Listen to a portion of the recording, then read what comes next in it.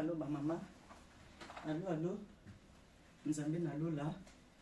Apambola bino. Boni bino. Vous allez bien? Ngape naza bien na ngola nzambe. Nzambe na lola zo batela. Lelo na ye to nettoyer na bino. Nasa mwa misala ka muke ya ndako ezaka nango mingi te. Kasi tellement bakoko balekanaka awa. Nazalaka obligé fo nasala misala. Ata ndako ezali bien kasi nazala obligé ka nasala misala mpona bakoko na basemene nazala te bakoko balekanaka. Bon, nazosala naolongola kaka ba coussin bakiti tellement bakoko bayaka baliaka bamapa partout na nettoyer mbango ba mama.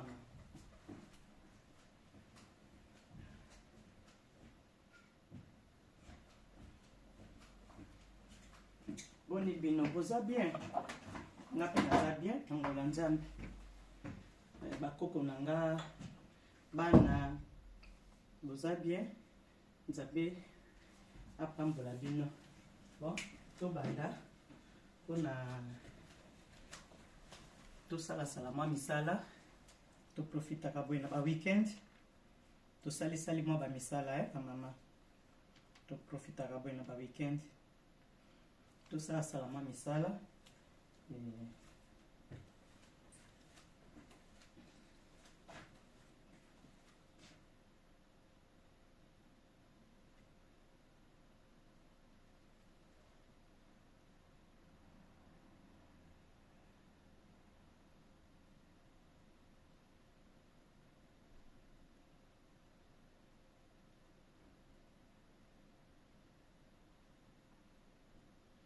aotika pe wanga pe natalaka bandeko bamama bandeko pe boprofitaka pe botalaka pe ngai ekozala pe bien bopartage boaime botia balike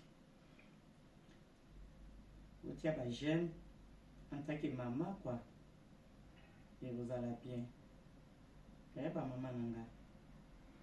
En tout cas nzambe na lola azala elongo na biso ndenge azongiseli biso pema nzambe azwa lokumu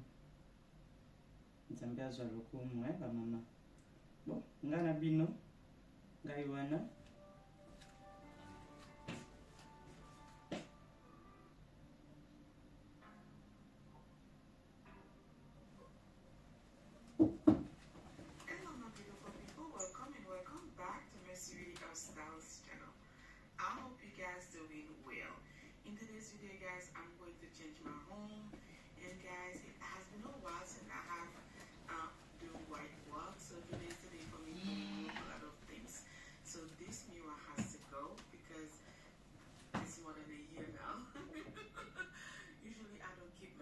for a long time, and this wall, whenever I have a wall in, before I will move it, I always vacuum. So this one I'm going to wash it in the laundromat. I don't know where it's at, but that's what I'm going to do because it's a new area. I never so I don't know, but I'm gonna find out where there is one so I can wash my wall. So don't get me wrong, it's a big wall, so I don't like to wash it in the washer, but it's the best way for me to do. And guys, as you can see, I'm removing everything because I want to change a couple things and then just to make the house like new. And yeah, so that's the plan for today. And I hope you guys enjoy the video. I hope you guys like the way I'm changing my home. I'm going to add some colors, but not now. I'm waiting when we are in deep sleep in the summer. So that's the time I'm going to add some colors. Not really, flowers.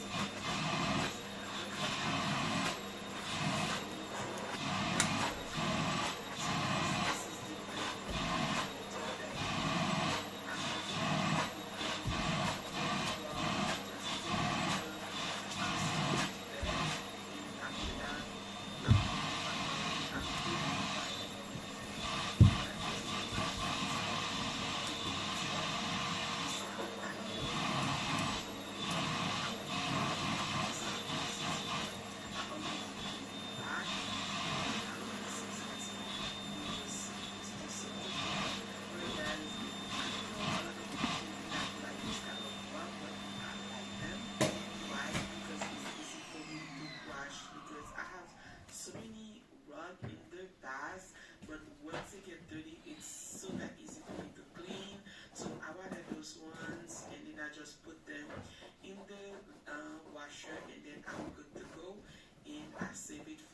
next time put them in bags. So that's what I like.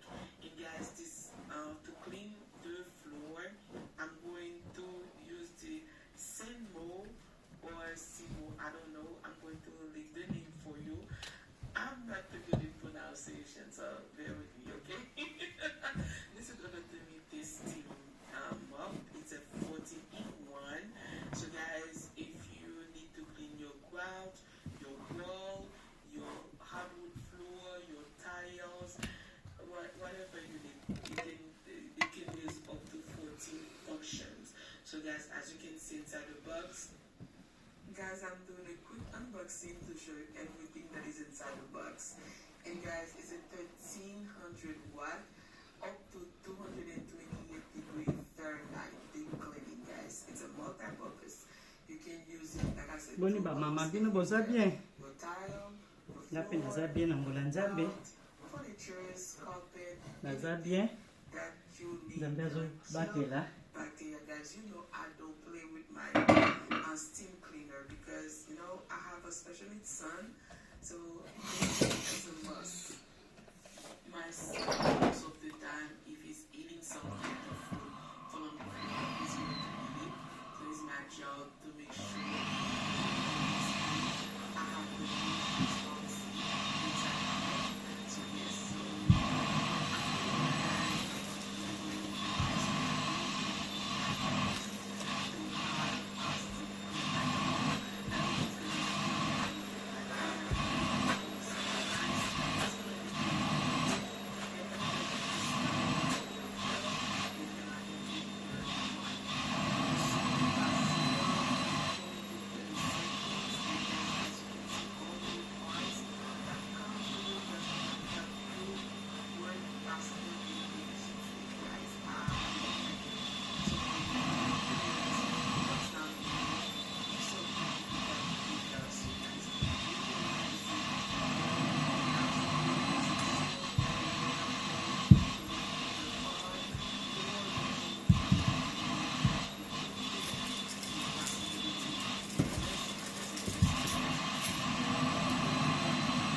Awa na se awa ba mama nanga. Na ba mbongo. Na ba mapa. Tala, na ba fungola. Ezana ba poko eza makambo eh.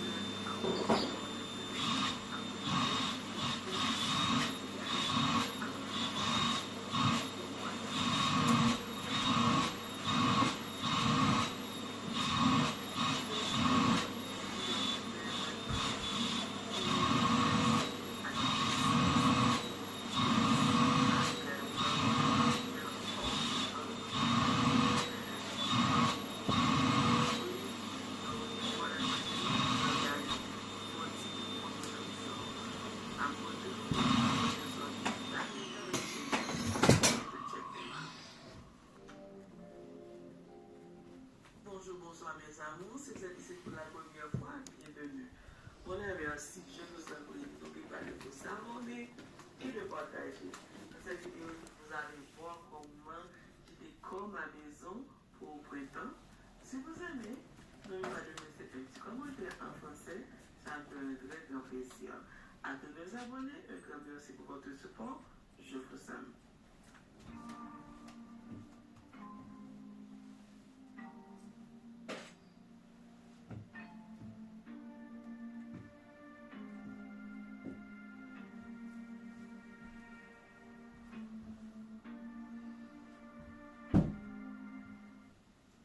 That's the way the part is after cleaning a side of the living room. So yes, so you need something like that. So make sure to check the link in the description box down below. Now I'm moving the sofa to the other side.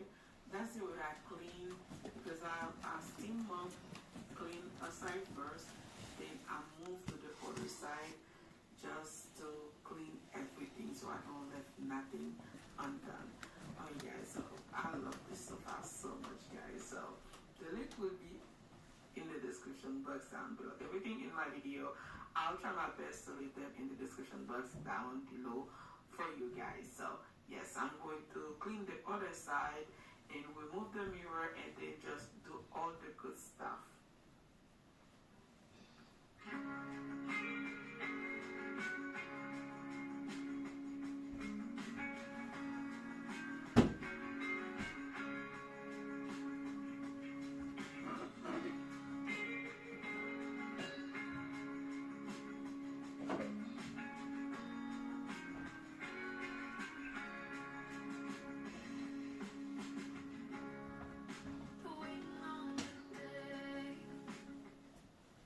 Several people that told me I didn't put any wall art in the living room.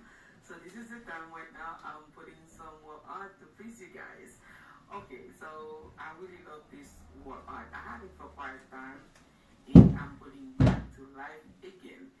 And guys, as I mentioned previously, I love those type of rugs. They're not for everyone, but me, I love them because they are washable and they lightweight, so it's easy for me to wash them and store them for the next time. The other rugs that I used to have before, they are so difficult to wash and difficult to store. So you have to move them and then to keep them upright. Sometimes if you don't have the thing to put inside of them, it's gonna be it's chaos. So this one, those stuff, it's better. They are better for me, so I like them better than the previous one for the price that I'm paying, and the quality is okay for me. Not for everybody, but for me, I love them because, honey, I'm changing my home often, so this is a way for me to make my home look luxurious while I'm on the budget. Hey guys, the size of the rug is a 9x12, so it's quite large for my living space. And guys, as I mentioned, the bottom of this rug is a rubber. It's slip proof, so once you put it on the floor, it's not gonna go nowhere. This is another thing that I like about it. So guys, I'll do my best to leave everything that I'm using in the video in the description box down below. If anything interests you, feel free to check them out.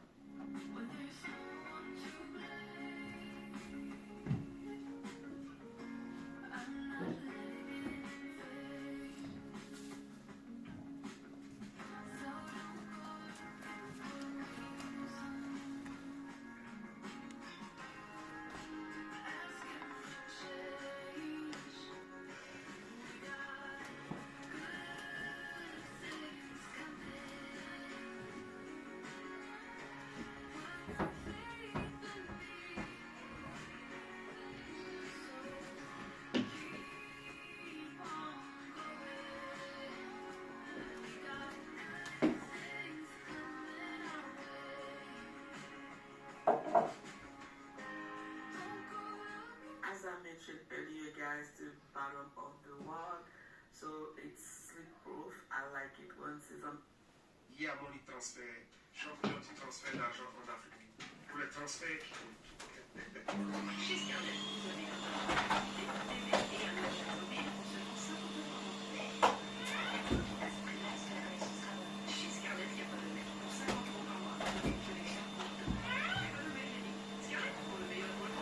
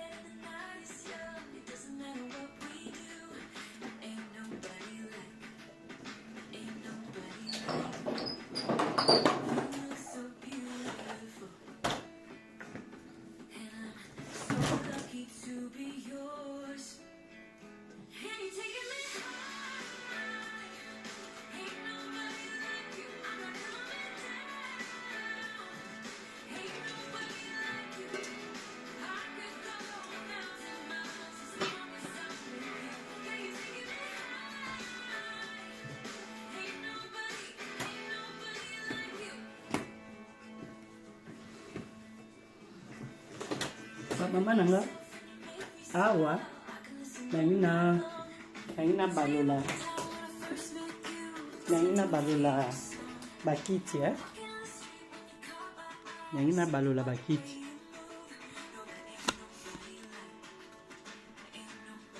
nangina balola bakiti Na hivi sio inaokoka.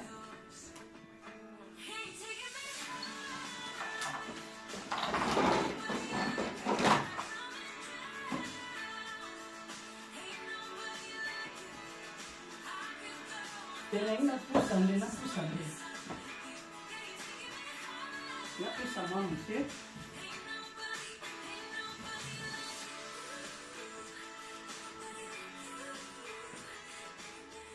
Oi, gente, tudo bem com vocês? Espero que estejam todo mundo bem. Bem-vindos a mais um vídeo. Já iniciei o meu dia por aqui, dando geral na cozinha. Lavei a louça, passei um pano no chão. Já deixei minha cozinha limpinha, como vocês viram.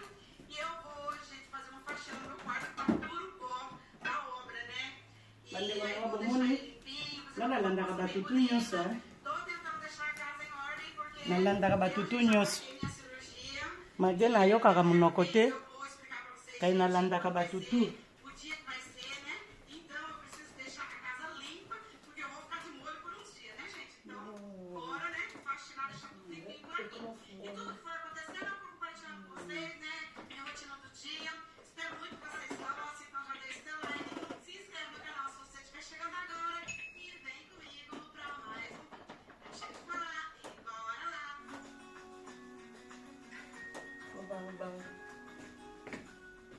Gente, então vou fazer a faxina aqui no quarto, tirar o pó das coisas, fazer uma Puxa, mesa, é? Eu tenho um jogo de sol, comprei na van, vou usar ele pela primeira vez. Aí eu separei aqui almofadas, coisas que eu vou usar, passar o mop, gente, bem passado no chão, porque olha, tá pura poeira, então limpar aqui ó, essa penteadeira. O Vanessa tá aqui, gente, eu tirei essa gradinha do ventilador pra lavar e ele limpou as hélices, né? E aí, gente, nós estamos tentando colocar. Eu tinha colocado, liguei o ventilador, a hélice não, essa gradinha. É, Lorena. A gente tá tentando colocar ali, gente. Vamos ver se eu consigo. Porque esse quarto é quente, gente do céu. Não dá pra ficar com o ventilador, não.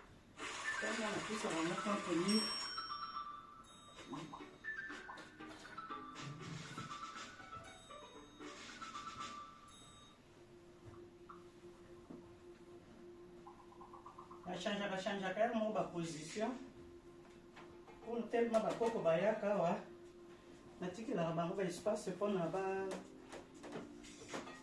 meka bosakana.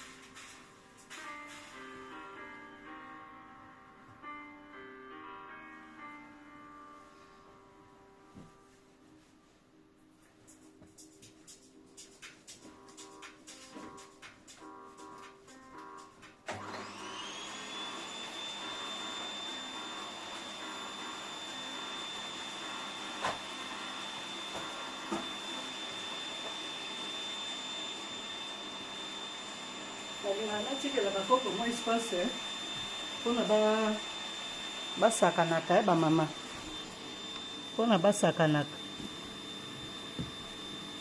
sikoyo napusi nano mwa moke mpona kosala bien.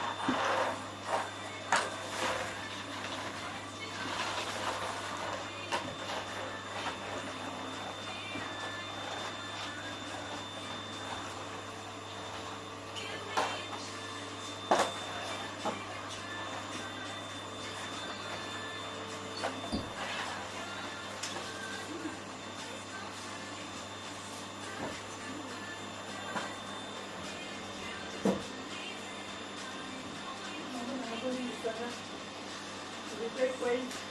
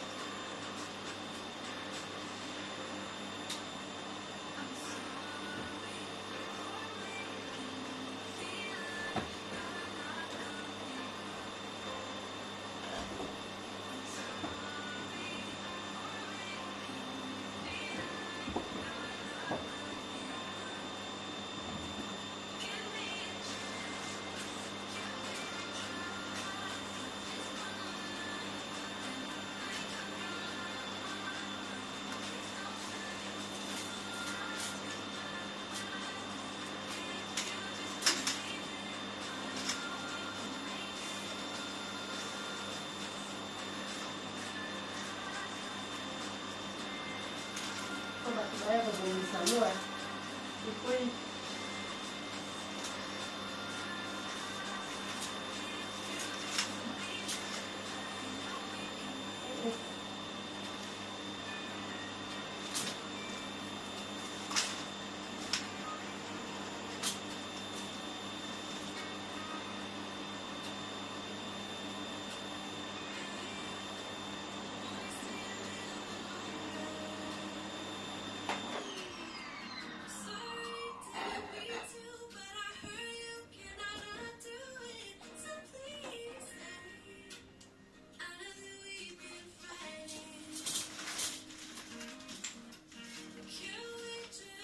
Ainda não sai aqui. Para não colocar.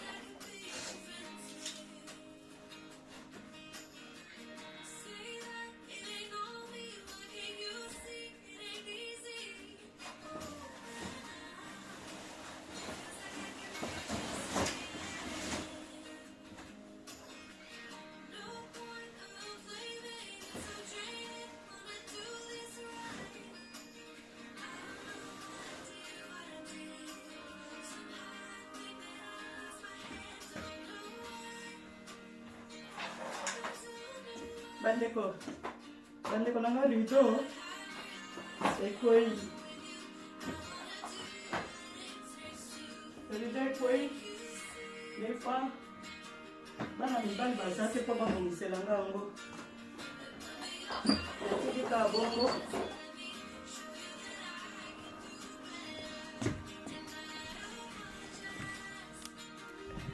Rido ekoi bandeko. Nazoyeba te ndenge nini nabongisa na minute oyo omoni omoni bamama rido yango wana ekwei elongo kuna likolo bon bomoni ndenge nabongisi bamama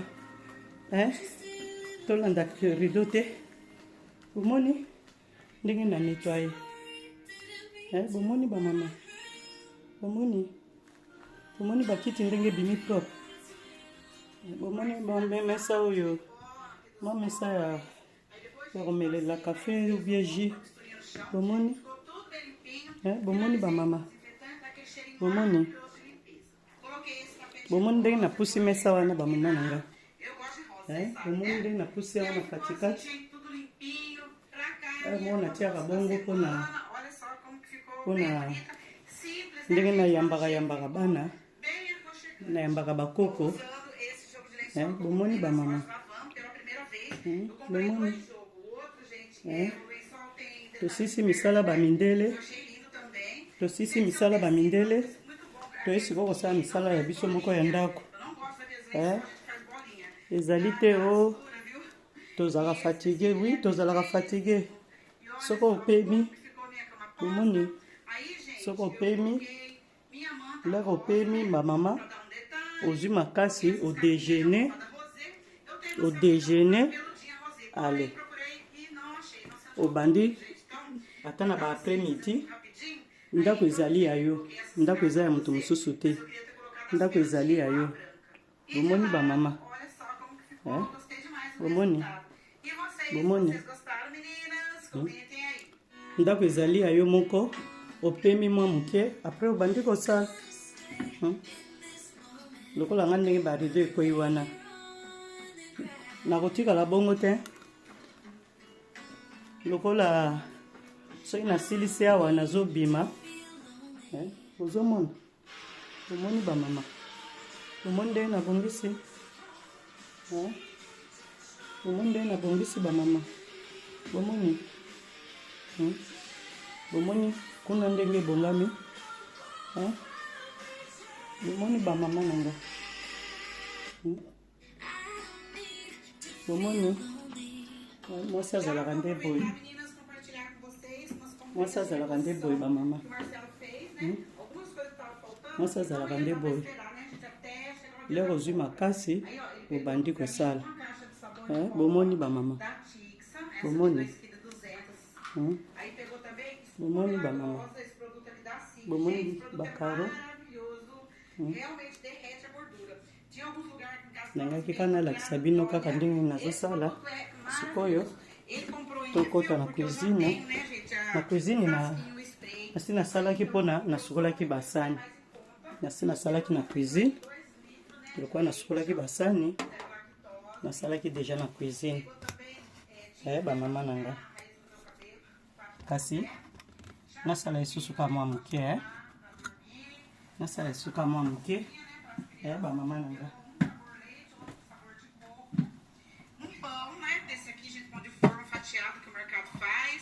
Pegou um pouco de batata, 3 tomates, aqui gente a laranja, um mamão, também de veio mais com esse calor logo madura, também pegou uns limão, duas cabeças de alho, pegou essa uva aqui melida, que já ama uva, aí pegou essa uva aqui, ó, essa uva aqui ela é sem semente, né, e ela tá com esperança, quando ela viu a esperança de plantar, mas não tem semente. Aí, ó, o Marcelo pegou, gente, 2 pacotes de bala, 7 mel, né? Esse aqui de iogurte, um pra Melina, um pro Lorenzo. Pegou também tempero, ó, pra temperar a carne. Esse temperinho é uma maravilha, uma delícia. Pegou o chimichurri. E também, gente, pegou um pacote desse bolo aqui de milho. Pegou paninho pra mim, ó. Pano pra mim limpar o chão aqui da cozinha. E pegou também esse paninho aqui, gente, de pia. Esse paninho é bem gostoso, né, ó, bem macio.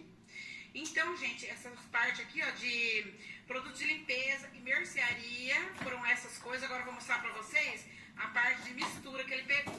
Agora vamos pra parte de mistura e geladeira.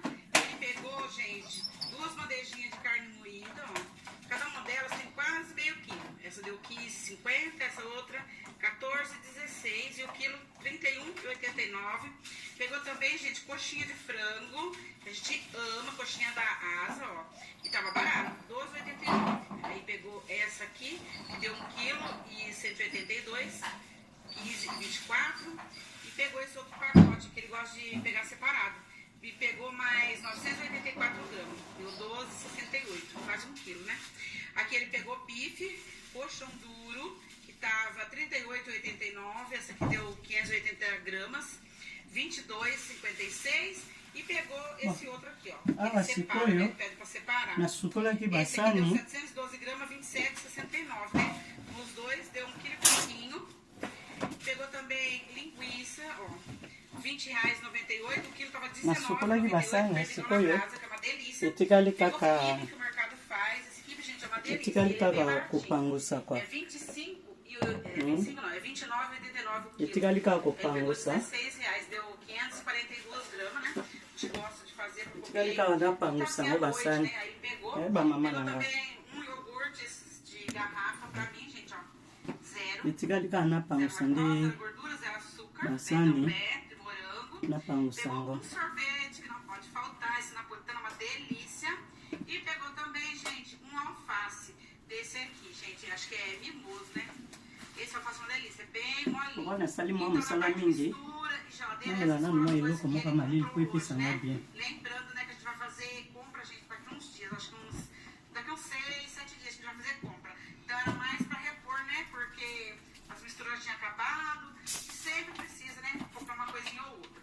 Agora eu vou mostrar pra vocês o valor total, de quanto ficou. E o valor total das nossas compras, teve um desconto de R$ 8,30, e o valor total, gente, foi de R$ 423,06. O que vocês acham, gente, esse tanto de coisa? Vocês acham que ficou caro, barato? Eu acho que ficou caro, né? Não acho que é tanta coisa por R$400, né, gente? Mas só gratidão, né? Bapero de te ba mama nanga iza bapero de kona komela ka ba mai mingi. Né, gente, aqui pro lar. Então, só gratidão. Gente, pra quem me acompanha, Manda tona na sina milima yo ata kombe de. uma cirurgia de pálpebra, né? Blefaroplastia. Olha, gente, esse olho bem gordinho. Tô esperando desde o ano passado. Ano passado, eu ia, gente, fazer a cirurgia na CDU, que é um centro médico que tem aqui na cidade de Bauru. E eu ia fazer com anestesia geral, né? Ia dormir e tudo. Mas, gente, quando a assistente da médica, ela já tava nessa parte de me encaminhar para anestesista, pegou meus dados, tudo. Depois ela não entrou mais em contato comigo. E eu acabei deixando por ser final de ano, tudo, né? Aí, gente, domingo agora, eu encontrei minha médica por um acaso. E aí eu conversei com ela e ela pediu pra mim ir na clínica, né? Pra ela fazer uma avaliação. Aí eu fui na clínica, né, gente, no consultório dela. E ela já marcou a minha cirurgia, gente, no dia 5 de fevereiro. Vai ser quinta-feira, né? Dezembro. E aí, meninas, ela já até me passou, gente, o anti-inflamatório, tem 2 pomadas e também um colírio pra pingar no olho, que inclusive ela já até me deu, que ela tinha amostra grátis.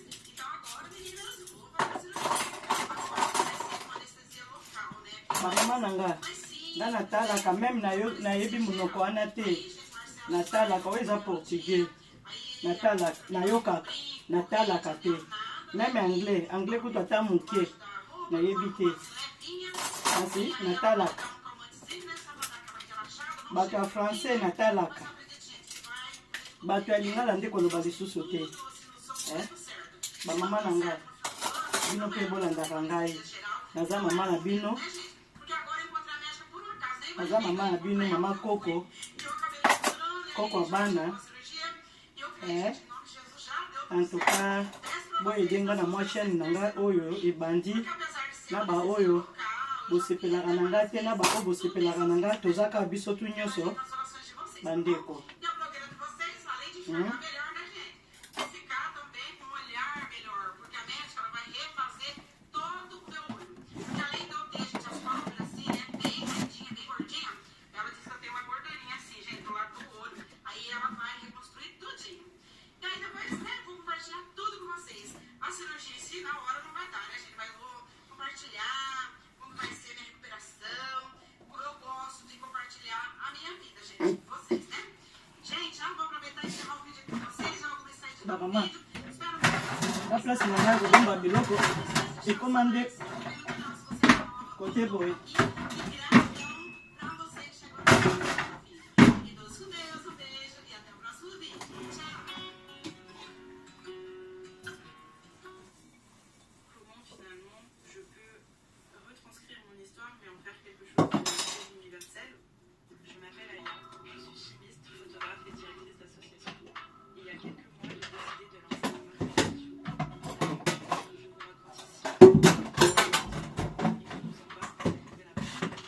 Aujourd'hui, c'est journée bureau pour moi. Mon bureau est dégueulasse.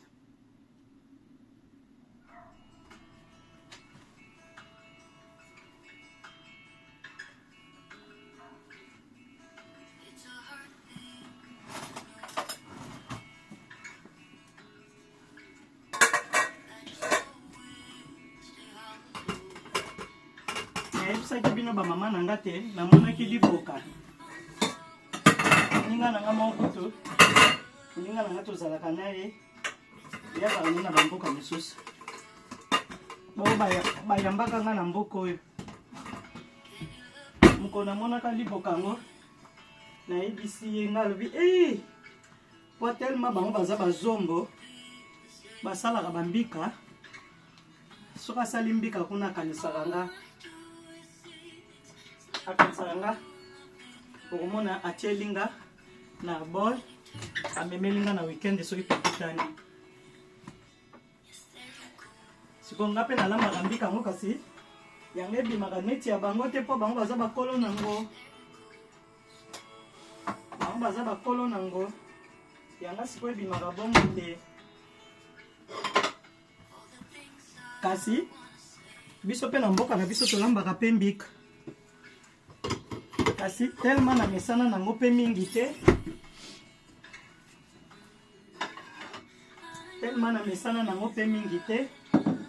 yango wana kasi bango en tout cas eza bizinza bilia na bango kasi le tokoli boye toyebaki te bamindele baminganga bayebisi biso surtout bana mibali kolia mbika ezali bien mpona sante ezali bien kolia mbika kolia nini oyo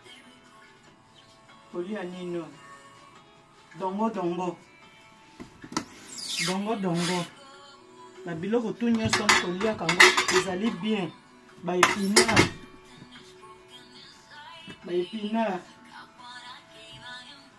koliaka yango bamama koliaka baépinard ezali bien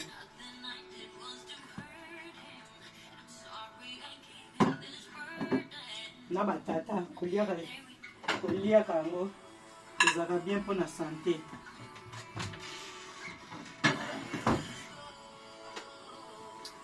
basani na nga bamama basani oyo nasomba na magasin bato oyo bazalaka na Belgique bayebi bametro ekendaka kote ya stocker nde magasin moko ezalaka kuna nde nasomba basani oyo kasi oyo ezalaka IKEA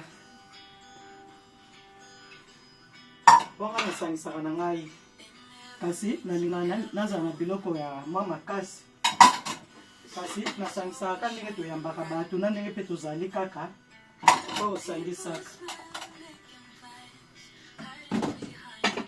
sikoyo okotia yango awa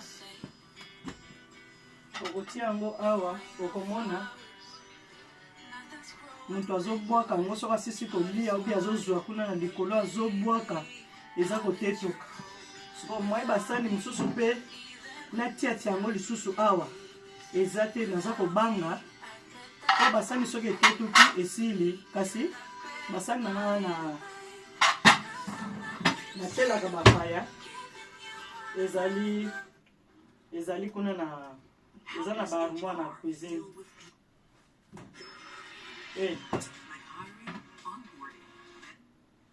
basani na ngai oyo nakipaka nango bapaya ezalaka kuna na salon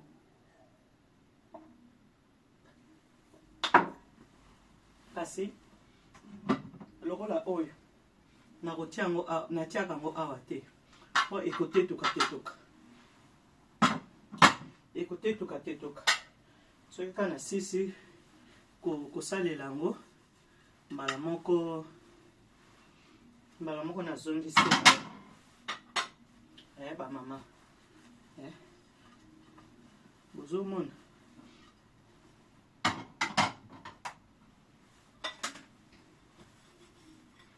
boya koitilizaka mokolo nyonso nde natikaka yango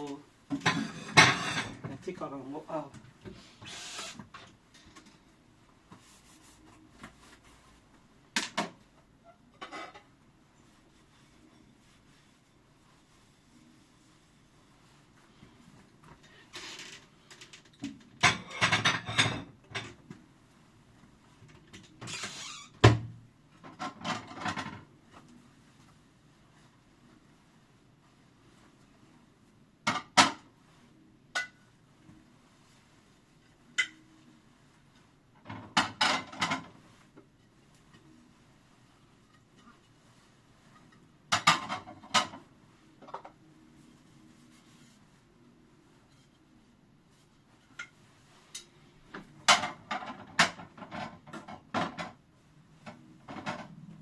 Boni ba mama.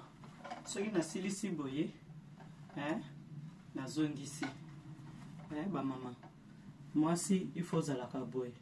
Basani mususu kolingaka te ebe bakabebaka.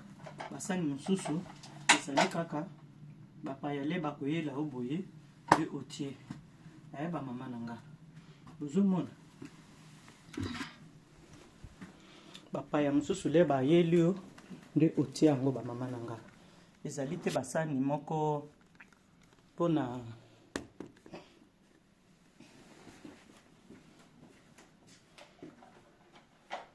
ezali basani mususu ezali pona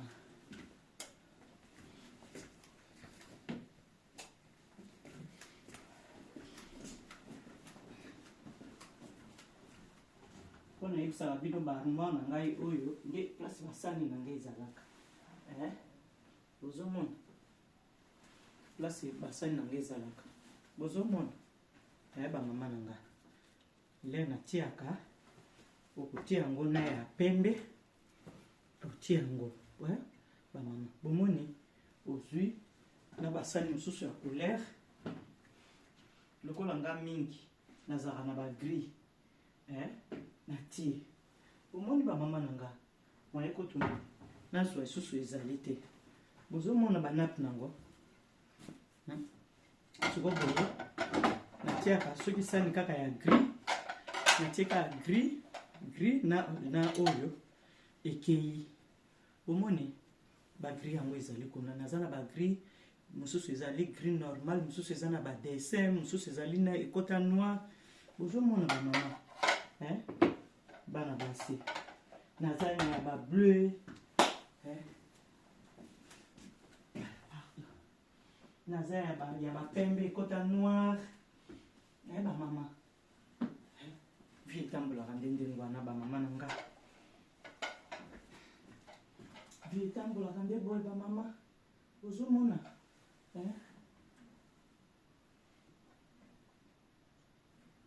bozomona ba mama nanga ndenge ezali wana mwasi omitikaka te ba mama tokende kaka bongo vi nyonso yango ba mama nanga vi nyonso yango ba mama vi nyonso yango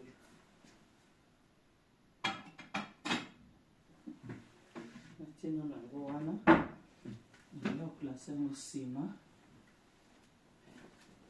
nanga oklase yango nsima. Bomoni banape nango yango wana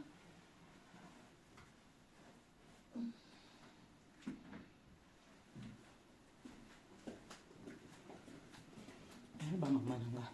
Bomoni ngai wana mama koko. Bozomona bozomona ba mama. Bozomona mama koko bino pe ifa bozalaka pe kaka boye lokola mama koko. Bozomona bomoni mama koko. Bomoni cuisine mama koko.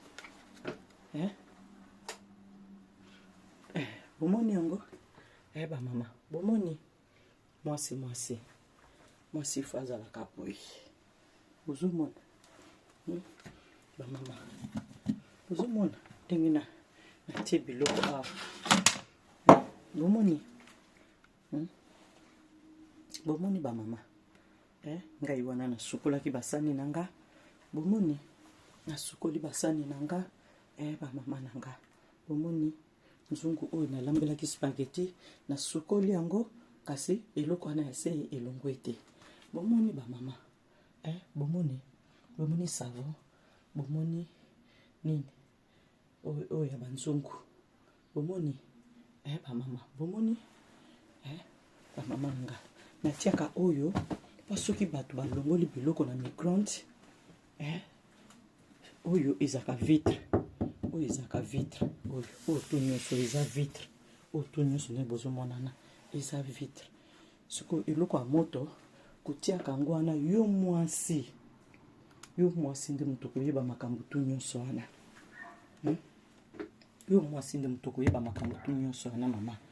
il faut komemaka biloko ndenge wana eza te oza na biloko lelo lobi ekomi soki ndenge nini moninga basani wana batetuki wana nasomba yango kala kana oboka yango te kovandela bango wana balelaka yango mpo soki nazochange basani yanga mosusu nabanda kaka chaque après 3 mois basani ebebi après 3 mois basani etetuki kasi baoyo etetukaka mingi te baoyo ya ikea oyo nasomba oyo naza nango mbula na mbula navandi nango awa etetukaka nango kasi tellement nazalaka nango mingi kasi yango etetukaka mingi te soki obimisi kaka oyo motema no elingi nde yango nde kotetuka soki obimisi kaka oyo motema no elingi nde wana nde etetukaka bamama kasi mwasi fo ozalaka nango kaka ndenge olataka bilamba kaka ndenge olataka otiaka baperike kaka ndenge ochangeaka babiju nde ndenge mpe ozala mpe na basani bamama kaka ndenge mpe ozala mpe na basani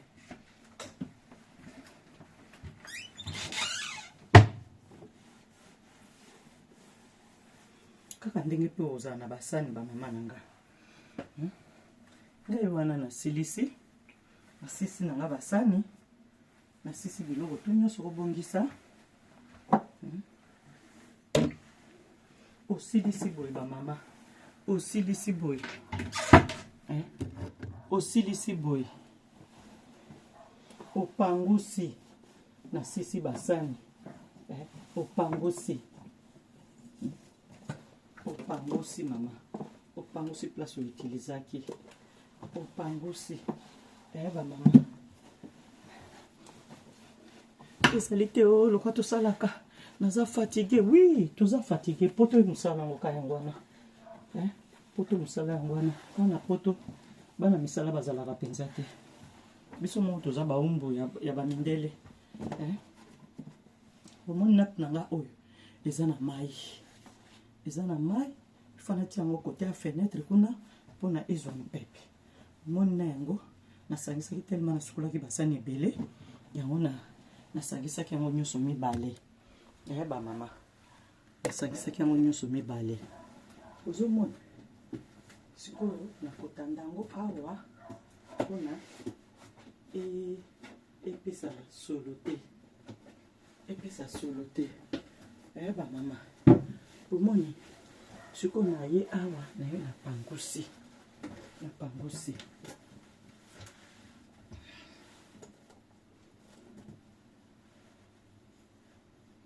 savon oyo ya konikela banzungu eza kobima te babebiseli ngango babukeli ngango nayebaki ka omoni oyo ezosala oyo babukeli ngango omoni yango ndako oyo mawatro yango moni natiaki savon oyo naboyaki kotia savon ya maboko mpona bato mosusu bayebi ntina nango te baobebiselanga yango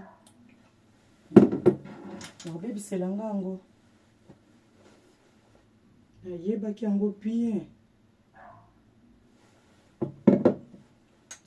yango bien bakobebisa yango tellement oza na ndako ya bato ebele toza na biso bato ebele te kasi bato mosusu bayebi koutilize biloko te bayebi valeur ya biloko te biloko oyo euti mosika soki obateli biloko na yo te nani yango akobatela yango po bato ata kutu oyebisi moto te biloko euti mosika akondima te mpe etali ye kutu te ye profi kaka azwa kaka savon asukola maboko yango moni naboyi kotia yango savon maboko natie tu nyonso kaka ya kosukola resho kosukola banzungu na ya kosukola basani natia yango kaka nyonso ndenge wana mpona naboyi babebisela ngango mpo mama nde moto abongisaka ndako ovanda na bato bayebi te o basala boye bamama na nga na silisi video mpe ekomi molai video ekomi molai bamama na nga bomoni nasalela bino mwa tour bomoni bamama bomoni nalongola nano oyo bomoni bamama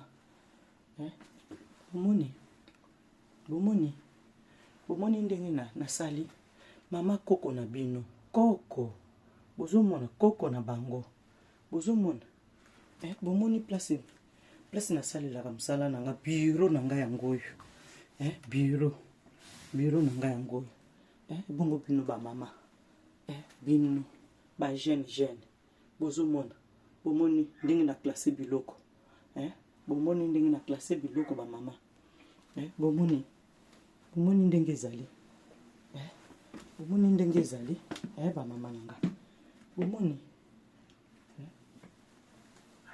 bamama na nga bomoni ndenge biloko esalami bomoni ndenge esalami bamama bomoni bamama na nga vi nyonso kaka yango oyo vi ezalaka moko vi ezalaka moko bamama bozomona mwasi ata oza nango mingi te ata kaka ya moke mama koyeba kobongisa bamama na nga koyeba koklase biloko bamama mwasi azalaka nde bongo bozomona bamama bozomona baserviette bomoni baserviette bomoni bamama siko bomoni salon magi rideau ekweyaki bamama lokwa nazobima bozomona bomoni bamama na nga bomoni ndenge nabongisi ndako siko biso na bino wana tokomi kotikana biso na bino tokomi otikana en tout cas napesi bino merci mingi nzambe na lola azala na bino abadela asunga soki botali video oyo ngai wana mama Pauline koko ya bana nyonso bapanzani mokili mobimba ngai wana koko na bango ngai oyo na ye mama aza na mingi ya koloba te nzambe apambola bino merci ciao